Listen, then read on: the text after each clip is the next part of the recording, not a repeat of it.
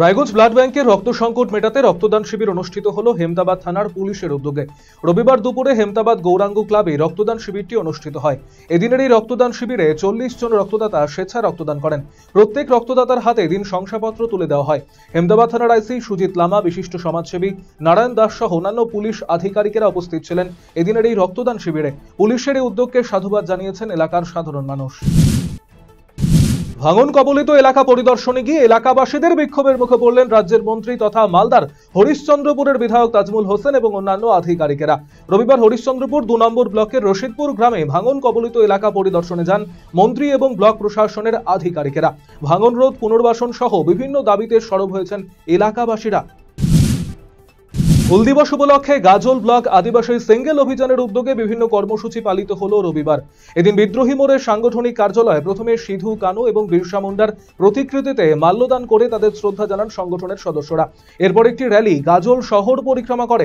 উপস্থিত ছিলেন সংগঠনের গাজল ব্লক সভাপতি বর্ষা বেস্টা, সম্পাদক শ্যামল মুর্মু, সহ সম্পাদক গোপাল হাঁসদা সহ অন্যান্য নেতৃত্ব। তালাবন্দি জেল কোয়ার্টার থেকে উদ্ধার এক মহিলার দেহ। শনিবার গভীর রাতে জেলখানার কোয়ার্টার থেকে কল্পনা রানী শীল নামের ওই মহিলার দেহ উদ্ধার করে পুলিশ। ঘরের দরজা ভেঙে দেহ উদ্ধার করা হয়। রবিবার দুপুরে মৃতদেহ ময়নাতদন্তের জন্য বালুরঘাট জেলা হাসপাতালের মর্গে পাঠানো হয়েছে। গোটা ঘটনার তদন্তে নেমেছে বালুরঘাট থানার পুলিশ। হুল দিবস উপলক্ষে দুস্থদের মধ্যে বস্ত্র বিতরণ করলেন গাজলের বিধায়ক চিন্ময় দেব বর্মন। রবিবার গাজল ব্লকের করকচ এবং দেওতলা অঞ্চলে প্রায় 150 জনকে বস্ত্র বিতরণ করা হয়। মানবিক উদ্যোগে খুশি বস্ত্র প্রাপকেরা। মালদা জেলার মানিকচক ব্লক প্রশাসন এবং মানিকচক থানার যৌথ উদ্যোগে অবৈধভাবে জবরদখল হয়ে থাকা এলাকাগুলি পরিদর্শন করলেন প্রশাসনিক আধিকারিকেরা।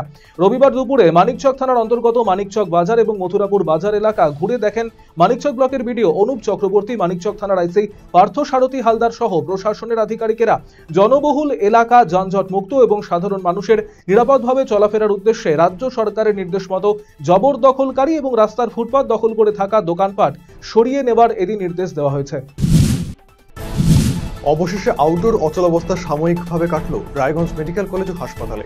ঊর্ধ্বতন আধিকারিকদের আশ্বাসে আউটডোর পরিষেবা পুনরায় সচল করার সিদ্ধান্ত নিলেন জুনিয়র ডাক্তাররা। তারা অবস্থান বিক্ষোভ তুলে নিলেন। রবিবার সাংবাদিক বৈঠক করে সিদ্ধান্তের কথা জানিয়ে দিলেন সিনিয়র এবং জুনিয়র ডাক্তাররা। একদিকে পূর্ব রেলের ক্রিকেট দলের সুযোগ, অন্যদিকে অনূর্ধ্ব 19 বাংলা দলের সম্ভাব্য তালিকাতেও স্থান পেল মালদার চাঁচলের বাসিন্দা ইজাজুদ্দিন।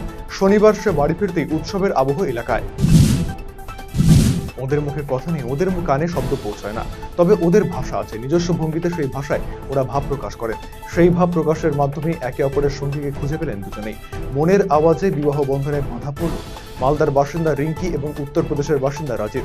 এমন ব্যতিক্রমে বিয়ে সম্পন্ন করতে পেরে খুশি ম্যারেজ রেজিস্ট্রি অফিসার সৌরজিৎ রায়। কোনো পারিশ্রমিক ছাড়াই এই যুগলের বিয়ের আইনি পর্ব সম্পাদনা করেন তিনি।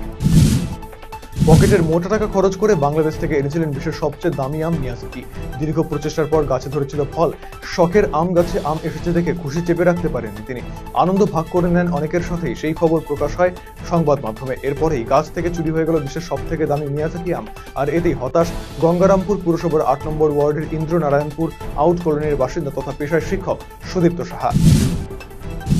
পথ দুর্ঘটনায় মৃত্যু হলো এক যুবকের, জখম আরো এক। রবিবার দুপুরে ঘটনাটি ঘটেছে ইটাহার থানার দুর্লভপুর অঞ্চলের দক্ষিণাল গ্রামে।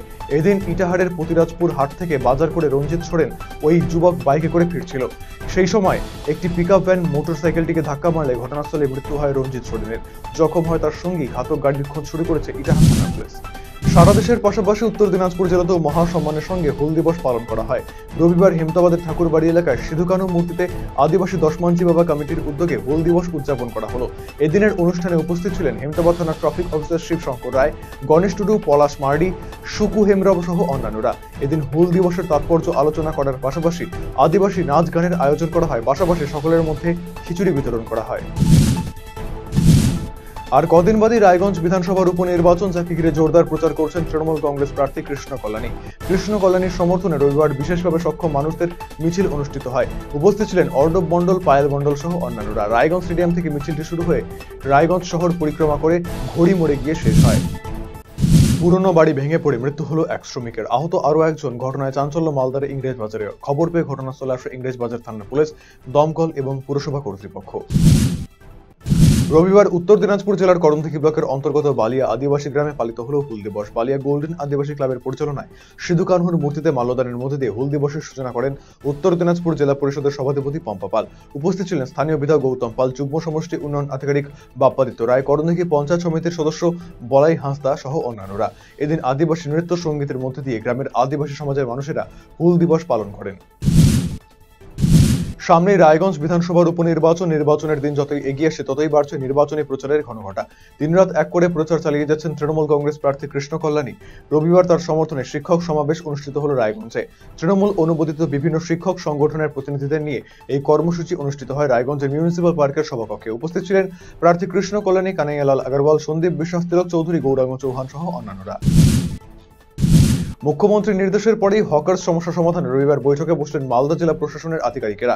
এদিন জেলা প্রশাসনিক ভবনে ব্যবসায়ী সমিতি হকার্স ইউনিয়নের সঙ্গে আয়োজিত এই বৈঠকে উপস্থিত ছিলেন মন্ত্রী সাবিনা ইয়াসমিন, মন্ত্রী তাজমুল হোসেন, জেলা শাসক নিতিন সিংহানিয়া, পুর চেয়ারম্যান কৃষ্ণেন্দ্র নারায়ণ চৌধুরী সহ অন্যান্যরা। আগামী 10 জুলাই রায়গঞ্জ বিধানসভা উপনির্বাচন, যাকে কেন্দ্র করে রায়গঞ্জ শহরের প্রতিটি ওয়ার্ডে প্রচারের ছত্র রয়েছে তৃণমূল কংগ্রেস। তারই অঙ্গ হিসেবে রবিবার সন্ধ্যায় শহরের 5 নম্বর ওয়ার্ডে একটি কর্মী সভার আয়োজন করে তৃণমূল। উপস্থিত ছিলেন পৌর প্রশাসক সন্দীপ বিশ্বাস, উপপৌর প্রশাসক অরিন্দম সরকার সহ অন্যান্যরা। মমতা বন্দ্যোপাধ্যায় এবং অভিষেক বন্দ্যোপাধ্যায়ের হাতকে শক্ত করতে তৃণমূলকে ভোট দেওয়ার আবেদন জানান উপস্থিত নেতৃত্ব।